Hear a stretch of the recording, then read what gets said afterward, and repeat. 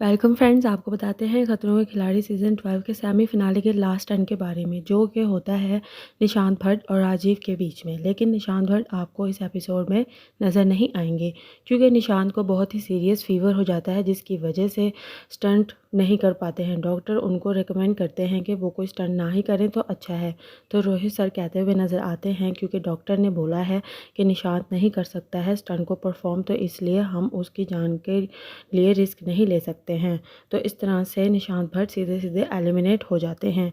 Video में आगे बढ़ने से पहले मेरे चैनल को सब्सक्राइब करें और बेल आइकन को प्रेस करें। तो अब राजीव स्टंट करेंगे और राजीव के साथ किसी एक फाइनलिस्ट को भी इस स्टंट को करना होगा। जो फाइनलिस्ट उस स्टंट को आगे तक परफॉर्म करेगा, राजीव को उससे ज़्यादा आगे तक स्टंट को परफॉर्म करना होगा या उससे कम समय में। तो इस तरह से राजीव एलिमिनेट होने से बच सकते हैं। तो रोहित सर चुनते हैं रुबीना दिलीप को स्टंट को परफॉर्म करने के लिए। रुबीना कहती है कि मैं अपना 100% दूंगी और मैं दोस्ती वोस्ती नहीं देखूंगी कि मैं इसके लिए कम स्टंट परफॉर्म करूं। तो रुबीना जाती हैं बिल्डिंग के साइड पे लगे हुए एक पोल पे, जहाँ पे नीचे की साइड पे 3 फ्लैग्स लगे हुए होते हैं, उन्हें हासिल करने के लिए। आप देखेंगे कि रुबीना रेंगते हुए पोल पे आगे की तरफ बढ़ती हैं और एक फ्लैग को उतार देती हैं और फेंक देती हैं। जी हाँ फ्रेंड्स, अब वो नीचे लगे हुए एक और फ्लैग को पकड़ने के लिए आगे की तरफ मुड़ती हैं। एक हैंडल की मदद से अपने आप को आगे की तरफ धकेलती हैं और फिर एक और फ्लैग को वो नीचे गिरा देती हैं।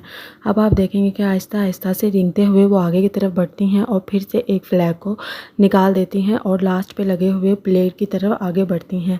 खुद को पैरों की मदद से अच्छे से ग्रिप करके आगे जाती हैं और फिर प्लेट को पकड़ के आगे की तरफ घसीट लेती हैं अपने आप को। फिर उनसे बैठ के अपने आप के पैरों को ऊपर की तरफ नहीं रखा जा रहा होता, जिस दौरान आप देखेंगे फैसू कहते हुए नज़र आते हैं कि एक घुटने को पोल पे रखो और फिर एक पैर को प्लेट पे रख लो, तो दोनों हाथों को पकड़ के। तो इस तरह से ही करती हैं रुबीना दिलीप, लेकिन वो आगे बैलेंस नहीं बना पाती हैं और जंप कर देती हैं, जिसकी वजह से वो फ्लैग को नहीं पकड़ पाती हैं। जी हाँ फ्रेंड्स, इस तरह से वो अपने स्टंट को कंप्लीट कर लेती हैं। अब बारी आती है राजीव की। तो राजीव अगर फ्लैग को पकड़ के जंप करेंगे तो राजीव जीत सकते हैं।